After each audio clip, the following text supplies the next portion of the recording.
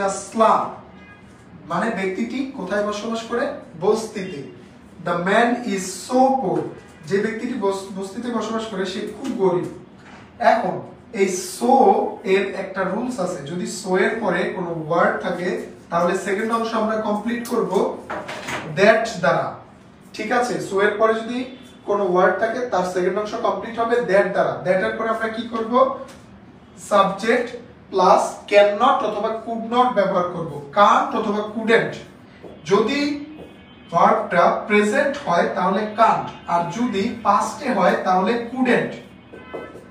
এখন দেখো, the man is so পোর, এই সো অর্থ এতই আর দ্যাট অর্থ যে, তার মানে ব্যক্তিটি এতই গরিব যে ধরো সে খেতেই পারে না বা সে কোনো কিছু বাচ্চাদের জন্য কিনতেই পারে না, তাহলে আমরা কমপ্লিটটা এইভাবে করি, the man is so poor that he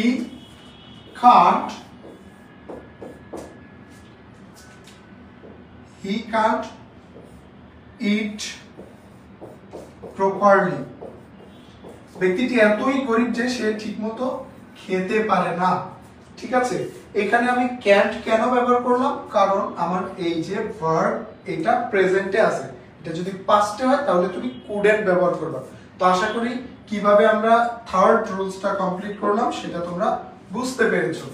ওকে, আমরা এবার ফোর্থে চলে যাব, 4 নাম্বারটা। 4 নাম্বারটা কি লেখা আছে দেখো, you were a brilliant student. You were a brilliant student মানে তুমি একজন ভালো স্টুডেন্ট ছিলে।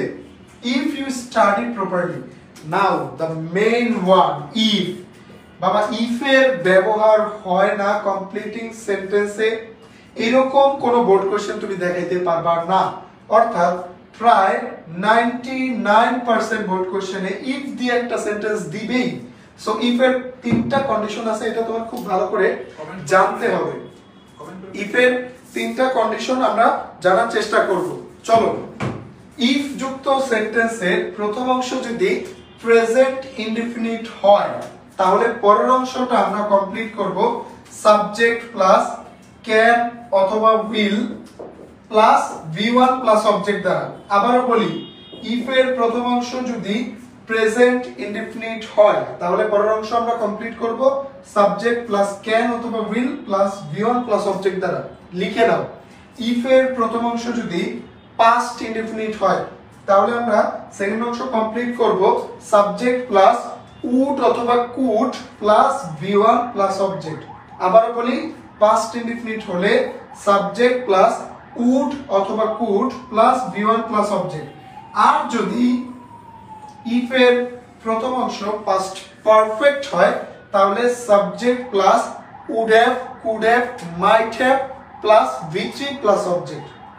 ওকে, এবার আমরা একটু এইটা দেখি, ইফ ইউ স্টাডি প্রপারলি। দেখো, সাবজেক্ট প্লাস V2 আছে, দ্যাট মিন্স এটা কোন টেন্সে আছে? এক্স্যাক্টলি এটা পাস্ট ইনডিফিনিট টেন্সে আছে। তাহলে আমরা কমপ্লিট করব কিভাবে? আমাদের সাবজেক্ট প্লাস উড অথবা could plus V1 plus object বসাতে হবে। তাহলে কি লিখছে? You were a brilliant student, তুমি একজন ভালো শিক্ষার্থী ছিলে। ইফ ইউ স্টাডি প্রপারলি, তুমি যদি যথাযথভাবে পড়াশোনা করতে, you would get A plus, তুমি যদি ভালো মতো পড়াশোনা করতে তাহলে তুমি এ প্লাস পেতে। দেখো, তাহলে আমরা কি করলাম? Subject plus would plus V1 plus object ব্যবহার করলাম এবং অর্থের সাথে মিল রাখলাম। আমাদের অর্থের সাথেও মিল রাখতে হবে। তাহলে খুব সহজেই ইফ এর কন্ডিশন রুলস গুলো তোমরা বুঝে গিয়েছো। এবার আমরা চলে যাই নেক্সট ওয়ান, অর্থাৎ নাম্বার 5 এ। নাম্বার 5 এ কি আছে দেখো, নাম্বার 5 এ আছে unless you start earlier. Unless you start earlier, unless মানে যদি না, আনলেস মানে যদি না। আনলেস ইউ স্টার্ট আর্লিয়ার, তুমি যদি তাড়াতাড়ি শুরু না করো তাহলে কি হতে পারে? ইউ উইল বি লেট, মানে তুমি যদি তাড়াতাড়ি শুরু না করো তাহলে তুমি হয়তো দেরিতে পৌঁছাবে। বা দিতে পারো unless you start earlier you can't go there timely, সেখানে তুমি যত সময় যেতে পারবে না। অর্থ বুঝে খুব সহজেই আমরা এটা কমপ্লিট করে ফেললাম। এবার আমরা চলে যাই নেক্সট ওয়ানে। আমরা 6 নম্বরে চলে যাই। ওকে, নাম্বার 6।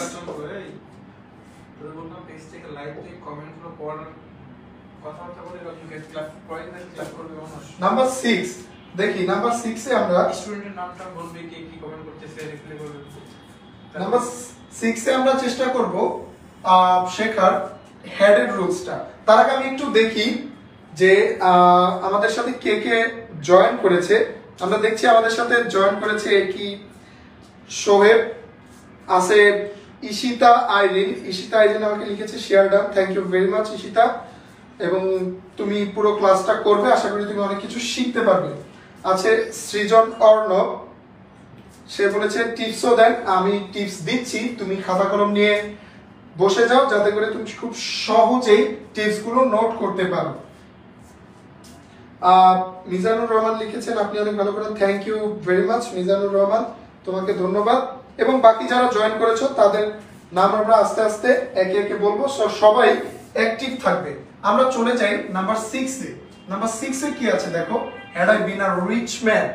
হ্যাড যুক্ত সেন্টেন্সকে আমরা কমপ্লিট করব ইফ এর রুলস দ্বারা, অর্থাৎ হ্যাড কে কমপ্লিট করতে হবে ইফ এর রুলস দ্বারা। ইফ এর রুলসটা মনে আছে তো? ইফ যুক্ত সেন্টেন্সের প্রথম অংশ যদি পাস্ট পারফেক্ট হয়, এই যে দেখো হ্যাড প্লাস V3, তার মানে কি পাস্ট পারফেক্ট। তাহলে আমরা কমপ্লিট করব would have, could have, might have plus V3 দ্বারা। তাহলে দেখো had I been a rich man, যদি আমি একজন ধনী ব্যক্তি হতাম তাহলে আমি কি করতে পারি, subject plus would have, I would have helped the poor. Had I been a rich man, I would have helped the poor. আমি যদি একজন ধনী ব্যক্তি হতাম তাহলে আমি কি করতাম, আমি গরিবদের সাহায্য করতাম। রুলসটা খেয়াল করো, had plus V3, had plus V3 থাকার কারণে আমরা subject plus would have plus V3 plus object ব্যবহার করেছি এবং আমরা অর্থের সাথে মিল রেখেছি। তোমরা রুলসের পাশাপাশি অর্থটার দিকেও বেশ মনোযোগ দিবে। এবার 7 নাম্বারটা আমরা দেখি। নাম্বার 7 এ কি আছে? নাম্বার 7 এ আছে take your umbrella list, a very important rules. List, লিস্টটা কিন্তু পরীক্ষায় আসেই, ম্যাক্সিমাম ক্ষেত্রেই আসে। লিস্টের রুলসটা হলো লিস্টের পরের অংশে অবশ্যই subject plus should plus V1 plus object বসাইতে হয়, ঠিক আছে? দেখো টেক ইউর আমব্রেলা, তোমার ছাতা নাও। লিস্ট নয়তো তুমি নয়তো ধরে করবা লিস্টকে সব সময়, তোমার ছাতা নাও নয়তো তুমি কি বৃষ্টিতে ভিজে যাবে, তাই না? তাহলে টেক ইউর আমব্রেলা লিস্ট আমরা কি ব্যবহার করতে পারি, সাবজেক্ট হিসেবে you. List you should get wet, wet মানে হলো ভিজে যাওয়া। Take your umbrella list you should get wet, তোমার ছাতা নাও নয়তো তুমি ভিজে যাবে। তাহলে দেখলাম subject plus should plus V1 ব্যবহার করলাম এবং অর্থের সাথে মিল রাখলাম। তোমরা যারা লাইভে জয়েন করেছো তারা দ্রুত লাইভটি শেয়ার করে দাও তোমাদের বন্ধুদের সাথে, যাতে করে তারা এই গুরুত্বপূর্ণ ক্লাসটি কোনোভাবেই মিস না করে। One class completing sentence complete করে দিব। এবার 8 নাম্বারটা দেখো, I can't recall his name. I can't recall his name, recall মানে কি, মনে করা। আমি তার নাম মনে করতে পারছি না।